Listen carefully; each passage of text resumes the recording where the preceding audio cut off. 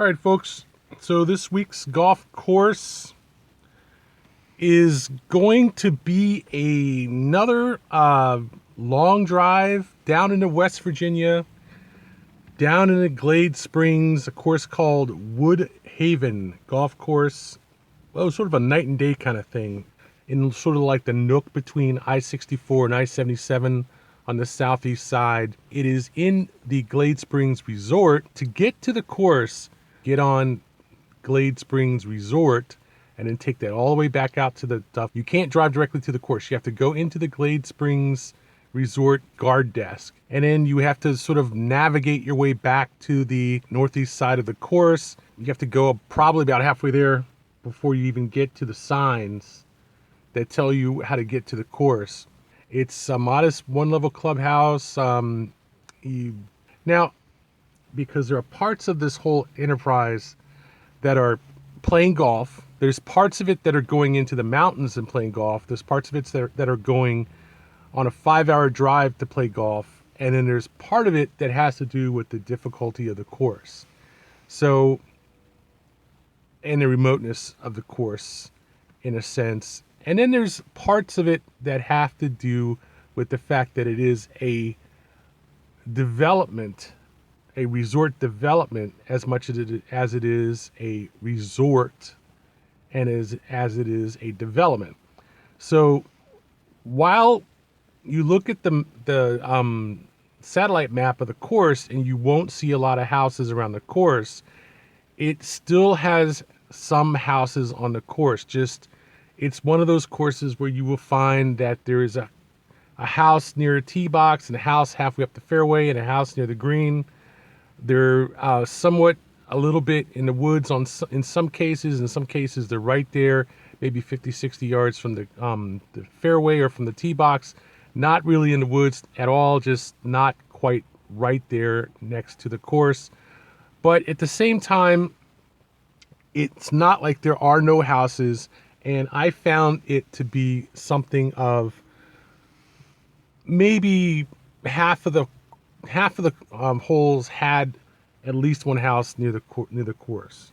It's not like it's one of those courses in the middle of nowhere where you won't see anything but woods. I mean, it's just all woods. It's sort of like a 2 or 3 on a scale of 10 in that regard. Nice enough houses. It's a nice enough neighborhood. You know, it's well forested. The other thing is that it is definitely a rugged course in a lot of ways, but it's not a very tight course. It isn't like it's very difficult to play this course. It's a reasonably long course. It has a good amount of verticality, but the greens are somewhat difficult. You need to be careful around the greens. The putting is not really difficult, but most of the greens have a steep drop off on one side, a steep rise up behind them or something like that. It is not an easy course to play, but it's not very difficult either. And I would say probably most of the holes also are not, what's the word I'm looking for? Very difficult, although 18 I think is an outstanding challenge. It is just at least 2 levels of difficulty above most of the rest of the course. The first hole is not really all that tough. Second, third, fourth, there are some interesting holes there with some interesting crevices and so forth. And one of the things you definitely have to watch out for in this course is that if you can't see part of the fairway, there's a good chance that there is a big crevice there. Now, the problem is that sometimes you actually want to play down that crevice, and the fairway does go through there in a very nice manner, and sometimes it does not, and you don't want anything to do with that crevice. There are certainly a fair number of holes where you just want to cover that space. Even on some of the par 3s, there are crevices, and you can't see most of these crevices in terms of what's down in there until you're literally right on top of it.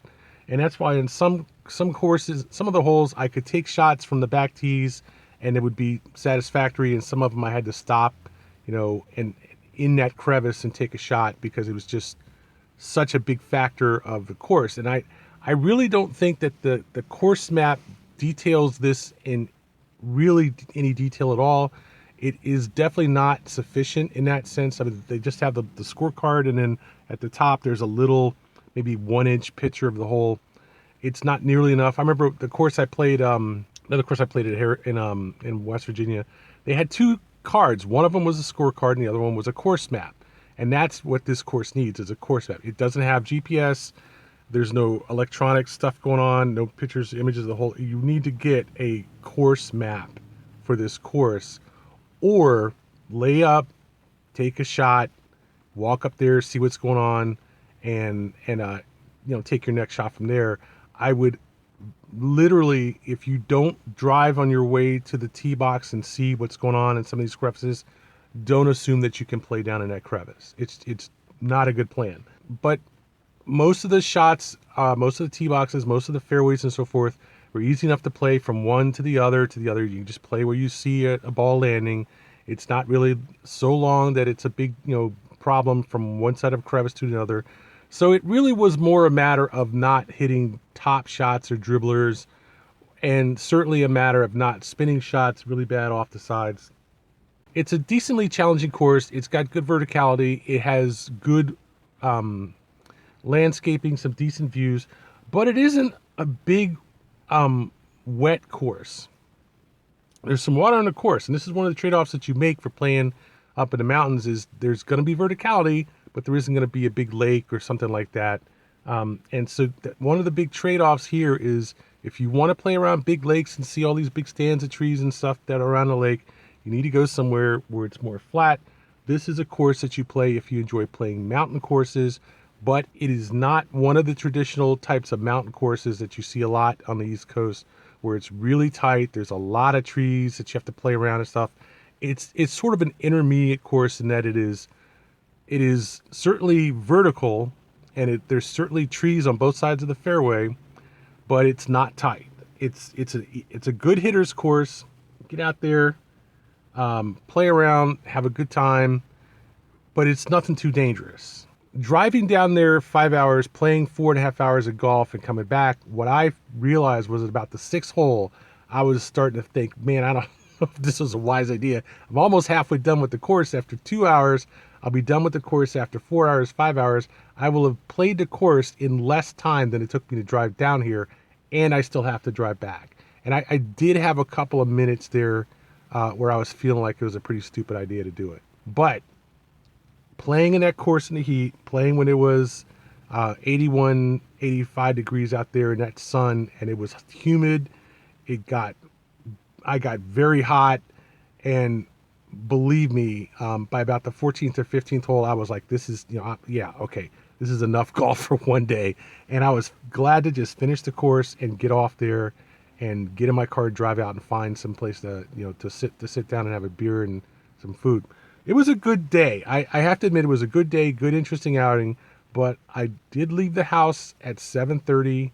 I barely made my tee time at 1 o'clock. We did play a round which had its starts and stops, its sputterings and stuff, and finished by 5 o'clock. And it took me until midnight to get back home. So not a complaint, but it's not something I would make a regular habit of doing. And as such, I still think it was worth the time and worth the trip, especially considering the quality of the golf and the price. This was not a $150 course. This was not a super difficult drive up in the mountains. It was about as easy as you could get for that distance, and for the price, it was a very good deal. I think it was easily worth the money. And to play Bewley Rock a couple of weeks ago, it was like $90 or something to play it on a Monday that I played it.